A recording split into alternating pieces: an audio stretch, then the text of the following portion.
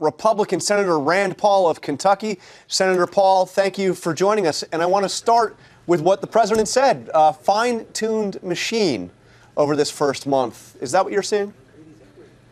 Well, you know, beauty is in the eye of the beholder. And from where I sit, we've done a lot of good things. You know, we repealed regulations for the first time in 20 years using the Congressional Review Act. 3 regulations that were going to cost the economy hundreds of millions of dollars and tens of thousands of jobs. That is big progress. We're on schedule to repeal Obamacare. Big progress. His cabinet picks, from a conservative point of view, have exceeded my expectations. I think Scott Pruitt's going to be great at EPA. I think we're really going to do some conservative things. Supreme Court Justice, somebody I could have picked. So I'm actually very, very pleased with where we are. Now, part of the kind of chaos theory stems from the president's words, what he said. I want to play something he said last night at his rally. You look at what's happening last night in Sweden. Who would believe this? Sweden. They took in large numbers. They're having problems like they never thought possible. Now, that was in a riff where he was talking about terror attacks. So we scrubbed the record, scrubbed news reports out of Sweden. Do you have any idea what he was talking about? Well, I think there have been some altercations. There was a New Year's Eve altercation, I think, a year ago, where there was quite a few things that were happening that did involve refugee populations, and I believe that was in Sweden. But, you know, I think that anybody who thinks that it's been seamless and no bumps in the road in Germany with allowing 1 million people to come in, no, I think there have been problems. And I think there are legitimate concerns that get sloughed over here. For example, World War I, World War II, immigration came to a grinding halt in our country during these wars. And the question I ask is, if someone wants to come from Aleppo tomorrow, how do you know who they are? There's almost nothing left in Aleppo. I don't know that there's paperwork. I don't know that you can ask people in Syria, where there is a dysfunctional government, to give you the legitimate paperwork on people. So I think it is very, very difficult to vet people from there, Yemen, Sudan, all of these places that are engaged in war. I think those are legitimate concerns for our national security. But Senator, I'm asking you about what the president said at his rally. He said, what is happening last night in Sweden. We heard from the former prime minister of Sweden, who tweeted after that, Sweden, terror attack? What has he been smoking? Questions abound. I mean, isn't there a point of credibility? I mean, we also heard the president in the press conference say that he had the biggest electoral win since Reagan. It's not even close. So isn't there a credibility question? You know, I think there are other people that have looked at this, and they say there are sort of 2 levels you can analyze this administration on. One, words and Twitter, and other on actions. And I tend to look at the actions. And like I say, I have my quibbles here and there with things that are said, and yet I'm really pleased that we repealed a regulation that was going to be very, very damaging to my state. The regulation, I went to the White House this week to see him sign. The repeal would have cost 77,000 jobs in the coal industry. So I'm very, very happy. That would have never happened probably under half a dozen other Republican nominees. So, I mean, not everyone is perfect, but I think there's a lot of good things, and we shouldn't lose sight of the good things from a conservative point of view of what's happening in Washington. No doubt. But I want to play something that you said a year ago, January. Now, obviously, at this point, you were running against Donald Trump, so you were in a different position. But I want to play something you said on the nightly show with Larry Wilmore. What worries me most about Trump, other than all the other crazy things, is that I believe that he wants power. And I believe, from my point of view, that power corrupts, and that the whole purpose of our founding fathers in our country was to contain power. So when you listen to the press conference on Thursday, and when you hear his attacks on the judiciary, and you hear his attacks on the press, do you still have any of those concerns? You know, I have a great deal of concern for any president and the amount of power they accumulate versus Congress. So I'm a stickler about the idea of separation of powers. When you go back to James Madison, and he said we would pit ambition against ambition to try to check and keep things in balance, I think that's incredibly important. And I think all presidents have tried to gain too much power. But this is more about the words and the personality of President Trump. I was very, very concerned about President Obama and how much executive order and how much executive power he tried to exert. But I think I want to be, and I think Congress will be, a check on any executive, Republican or Democrat, that tries to grasp too much power. And really, a lot of the fault is not only presidents trying to take too much power, it's Congress giving up too much power. We write only skeletons of bills, sort of outline of bills. Even Obamacare was just sort of an outline, 2,700-page outline. Then we sent it up there, and the rest of it's written by bureaucrats, a permanent bureaucratic state. And so, yes, there always has to be a pushback, and I think there needs to be a great deal more pushback from Congress on any president, but not just this president. I think probably 100 years where the presidents have been usurping too much power. And I think it's fair to say that you are second to none in the Senate when it comes to fighting for civil liberties. So let me ask you about specifically what he is saying about the press. He is saying now that the news media is the enemy of the American people. You agree with that? It's not something that I would say. I would say that there is bias, and I think it's fair to point out that there is bias in the media on both sides, both right and left, and that it's very hard to find objective news because we've gotten, particularly as you watch cable news, it's so dominated by opinion. And we are more polarized, and some of that comes from the people and some of that comes from the media. But I would say that I don't see in his criticism somehow, people think that the separation of powers means that the president can't criticize the judiciary. No, it has nothing to do with that. That's more of sort of political sensibilities, but has nothing to do with the Constitution or separation of powers. We don't like it. We may say it sort of treads on things, but the separation of powers is about legislative powers. It isn't about discussion or words. So I would separate, once again, words from actual real legislative action. If someone tries to put limits on the press, I'll be the first one standing up for the right of press, left and right, to continue saying and being part of the discussion and forwarding the discussion. What would you make of McCain's statement that we're creeping towards a situation where people are potentially supportive of dictatorship in this country? Is that over the top, or is there a concern? I think Senator McCain's perspective is colored by his disagreements with President Trump on foreign policy. If I were to look at foreign policy, I would say John McCain's been wrong on just about everything over the last 4 decades. He advocated for the Iraq War, which I think destabilized the Middle East. If you look at the map, there's probably at least 6 different countries where John McCain has advocated for having U.S. boots on the ground.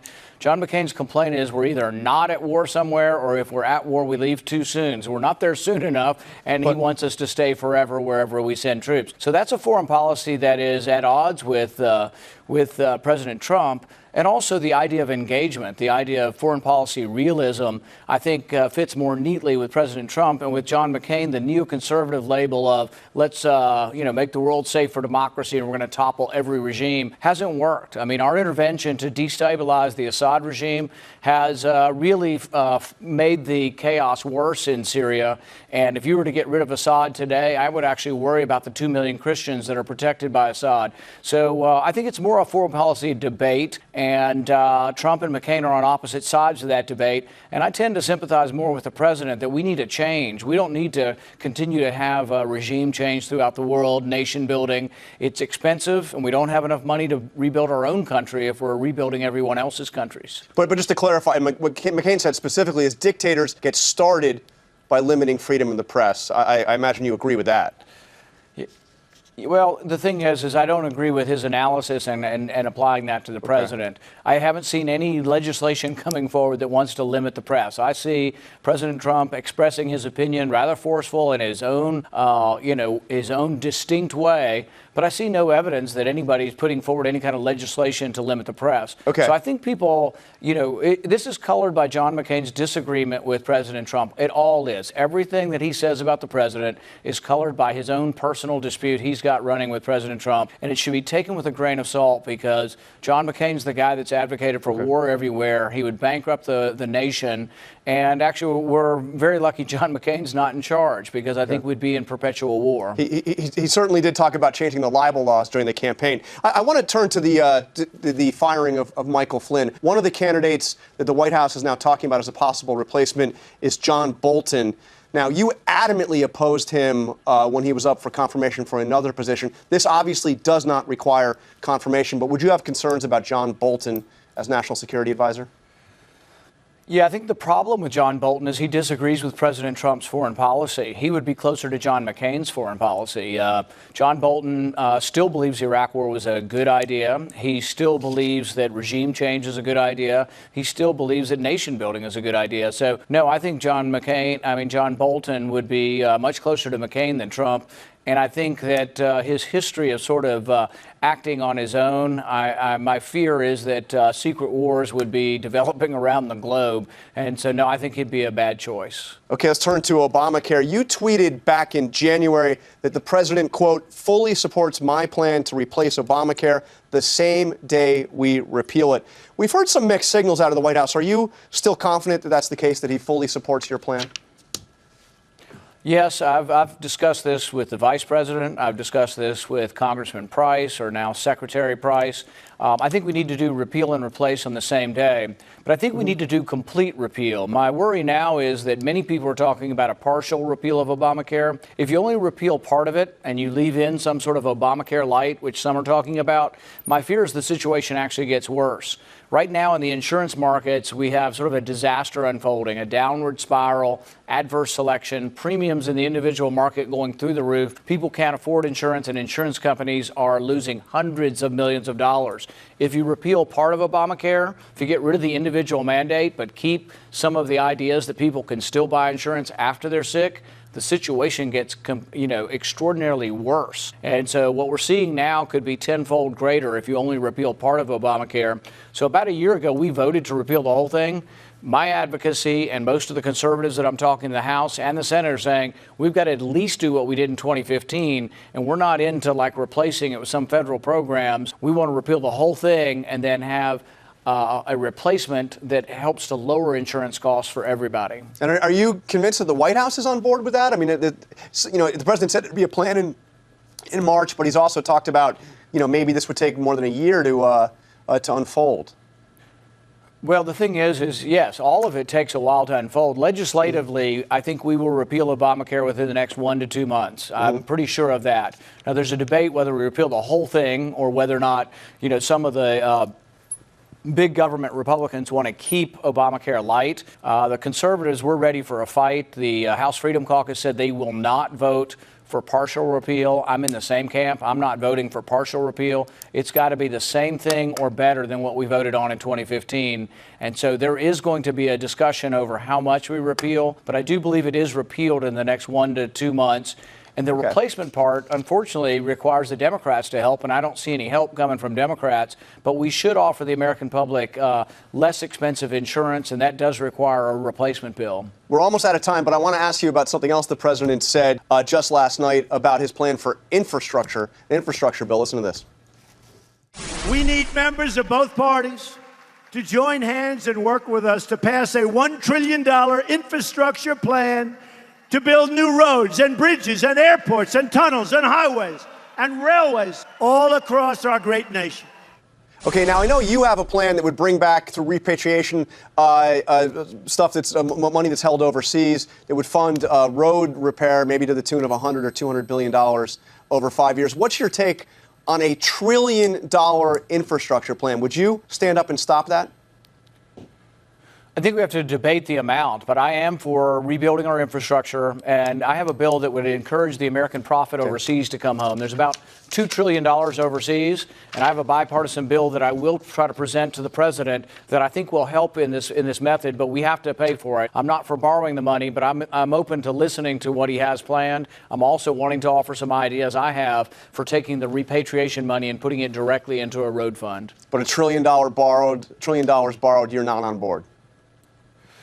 We have to see how we're going to pay for it, and it sounds like a number so large that it would probably incur more borrowing, and I'm not for that. It has to be paid for, and I do have a pay for, which is lowering this tax to bring American profit home, and I'd put that directly into the road fund. Okay, so one final question. I know it's early, so please forgive me, but the president did have a campaign rally, a re-election campaign rally last night, and a headline in the Lexington Herald-Leader, one of the top papers in your state, caught my attention. Rand Paul in 2020. He's showing that independent streak again.